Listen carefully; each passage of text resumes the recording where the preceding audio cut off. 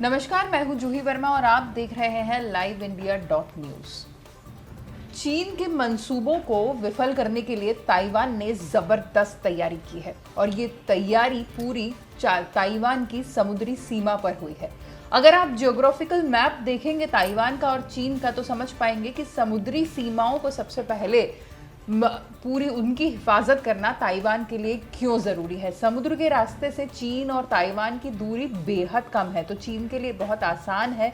जो चीन जैसा देश जो महाशक्ति है, चाहे वो हवाई रास्ते की बात करें, चाहे समुद्री रूप से बात करें, चाहे ज़मीनी रूप से बात करें, चीन की सेना हर तरीके से संपन्न है। और चाहे ताइवान जैसा छोटा राष्ट्र जो है उसकी दाद देनी पड़ेगी कि उसने चीन के इतनी बड़ी सेना, जिसे हम पूरी विश्व शक्ति भी कह सकते हैं कि एक बड़ी शक्ति है वो, उसके सामने कभी घुटने नहीं टेके। और अब चीन को औंधे मुंह, चीन की सेना को औंधे मुंह गिराने के लिए ताइवान ने ऐसी ज़बरदस्त तैयारी की है कि चीन की सेना चाहेगी तो भी समुद्र के रास्ते ताइवान पर चढ़ाई नहीं कर सकेगी। चीन से बचने के लिए ताइवान ने अपनी पूरी समुद्री सीमा को, जो किनमेन द्वीप है जहाँ पे समुद्री तट है पूरा ताइवान का, उसको एंटी लैंडिंग स्पाइक से सील कर दिया। यानी पूरे तट पर एंटी लैंडिंग स्पाइक लगा दी गई है।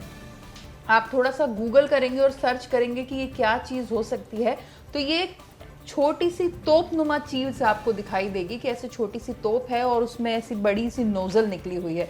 एक्चुअली ये जो चीन के उस रास्ते से आएगी, अगर समुद्री सेना आती है उसकी, तो वहीं पे ब्लास्ट होकर चीन की सेना को वहीं नेस्तनाबूद कर सकते हैं ताइवान की ये जो पूरी सामरिक रणनीति है वो। इसके अलावा एंटी लैंडिंग स्पाइक लगाने के अलावा ताइवान ने कुछ दूरी पर टैंकर्स भी तैनात कर दिए हैं कि अगर वहाँ से हमला होता है तो ताइवान पूरी तरीके से मुस्तैद है। अब इसका वहाँ की आम जनता पर क्या फ़र्क पड़ रहा होगा, वो क्या सोच रही होगी, अगर हम इस पे नज़र डालें तो आप देखेंगे कि वहाँ पर जो लोगों से बातचीत होती है तो उनका ये सोचना होता है कि शायद कोई स्मारक का निर्माण हो रहा है वहाँ पे, जिसके लिए इस तरह की तैयारी की गई है, इस तरह का स्ट्रक्चर वहाँ से नज़र आ रहा है। तो यानी ताइवान ने अपने लोगों की साइकोलॉजी और उनको किसी इनसिक्योरिटी फील हुए देने की कोशिश किए बगैर चीन से निपटने का तरीका ढूंढ लिया है। अब देखना यह है कि चीन इसका क्या तोड़ निकालता है, क्योंकि ताइवान और चीन के रिश्ते लगातार ख़राब होते जा रहे हैं। ख़ासतौर से अभी कुछ दिन पहले फिजी में दोनों देशों के राजदूत आपस में एक दूसरे से भिड़ गए थे, हाथापाई भी हुई थी। बहुत कम राजदूत जो चूँकि बहुत डिग्निटी में रहते हैं तो इस तरह की घटनाएं देखने को मिलती हैं, लेकिन इस घटना ने पूरी दुनिया को चौंकाया था कि खुलेआम एक किसी कार्यक्रम में दो देशों के राजदूत एक दूसरे से भिड़ रहे हैं।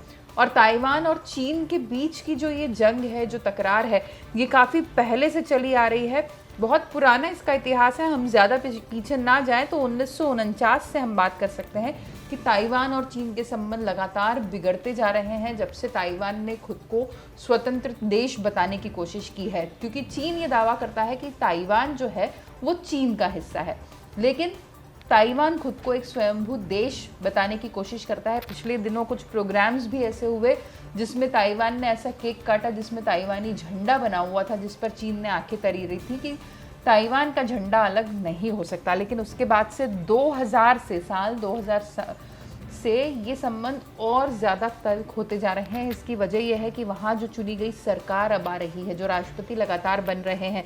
2000 में चेन शुई बेन वहाँ पे राष्ट्रपति बने और उसके बाद 2016 में साई इंग बेन वहाँ पे राष्ट्रपति चुनी गई हैं। लगातार 2 बार से वो राष्ट्रपति हैं और ये दोनों ही राष्ट्रपति ऐसे हैं जो ताइवान की स्वतंत्रता के लिए आवाज़ बुलंद करते रहे हैं और चीन की खिलाफत करते रहे हैं, जिसका ये असर है कि ताइवान पर लगातार तिरछी निगाहें होती जा रही हैं चीन की। अमेरिका और चीन के जो संबंध है और अमेरिका और ताइवान से जो बढ़ती घनिष्ठता है, उसका असर भी ताइवान पर ही पड़ रहा है। और अगर हालात ऐसे ही खराब रहे तो ये भी माना जा रहा है कि अमेरिका ही आएगा उसके बाद ताइवान की मदद करने के लिए। तो फिलहाल ताइवान ने अपनी समुद्री सीमाओं की हिफाजत के लिए मजबूत चाक चौबंद व्यवस्था कर ली है। देखना यह है कि चीन इसकी क्या जवाबी कार्रवाई सोच पाता है। नमस्कार।